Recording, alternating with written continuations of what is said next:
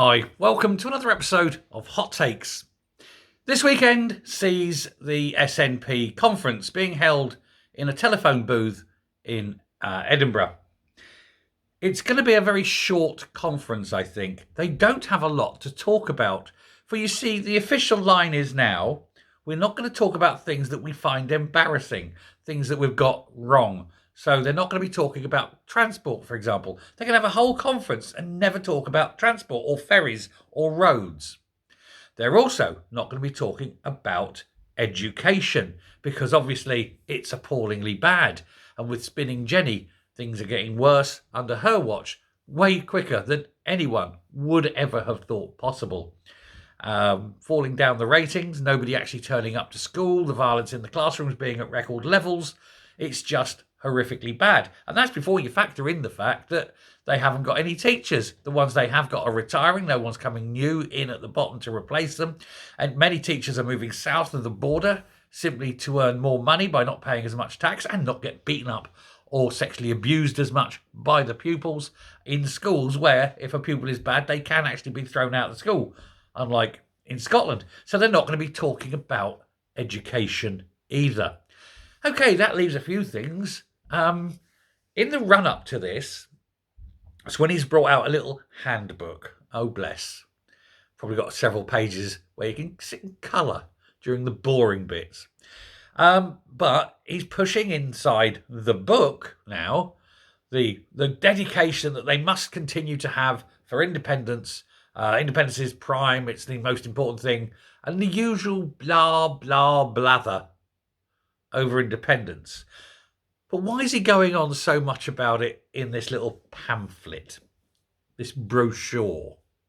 Well, because independence is another thing that they're not going to be talking about at the SNP conference. Why? Because they know it's a non-starter. They don't want to talk about things that embarrass them. So if they start talking about independence, they go, well, look, you've had 17 years in government and you're no closer now than you were at the beginning. In fact, you're probably further away.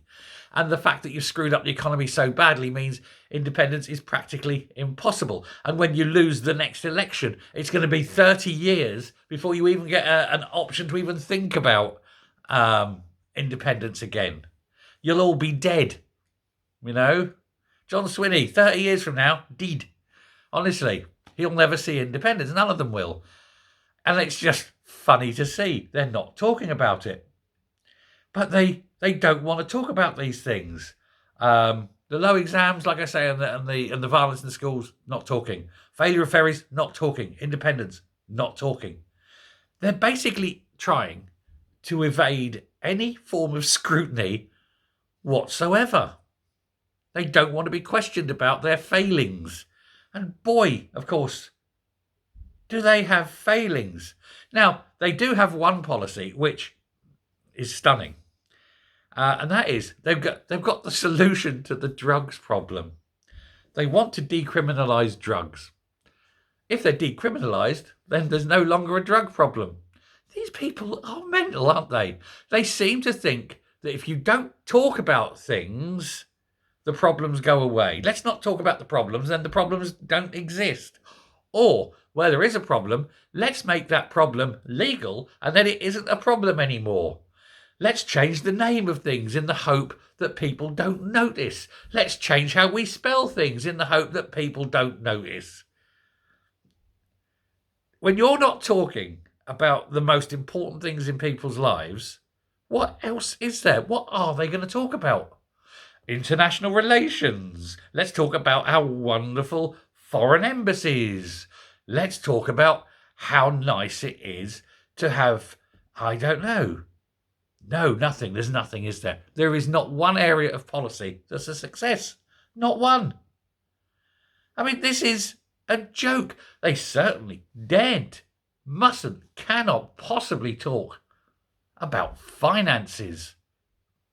Not while you've got old 86 sitting there going, da, da, da, playing with their abacus, you know, going, I've done the hard sums, John, and that sandwich is 27p. No sandwich is 27p, it's just that she can't count. I mean, this is literally it. This is a woman who sits colouring books all day and she can't even get and stay inside the lines, and they've given her the economy to run, and you're sitting there with 400 million overrun here, 600 million overrun there, being sued for $500 million elsewhere, where everything they do overruns, is late, fails, never works.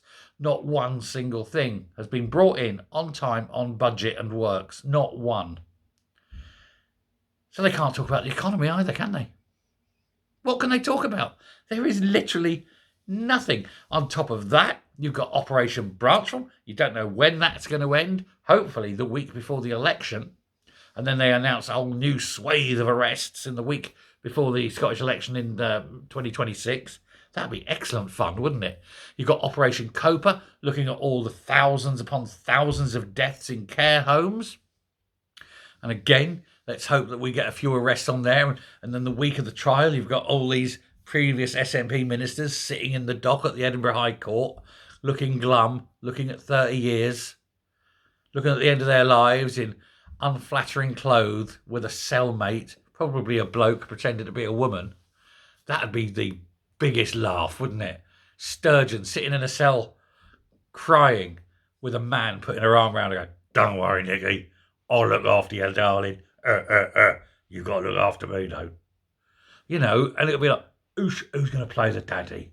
And Sturgeon will go, "I'll play the daddy." And then the guy will go, "That's all right then. Get down and kiss mummy's cock." Honestly, it's going to be like that. And if that happened, I would laugh my balls off. I would laugh so hard. I would cry so deep. It would be the most amazing thing.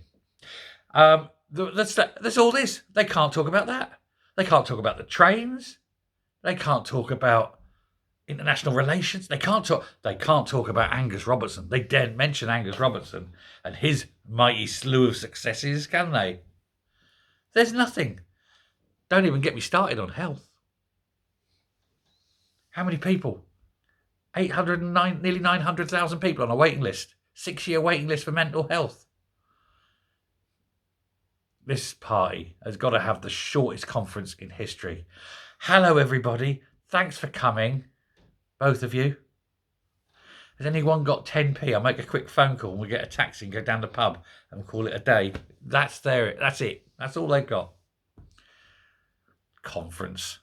They make a right pair. Sorry about that. Thank you very much. We'll end there. We'll obviously be dealing with what's in the conference as they're saying it, but it's going to be a bad one, isn't it? Anyway, till next time, stay safe, stay well. Tell me what you think in the comments, and I'll speak to you later. Bye.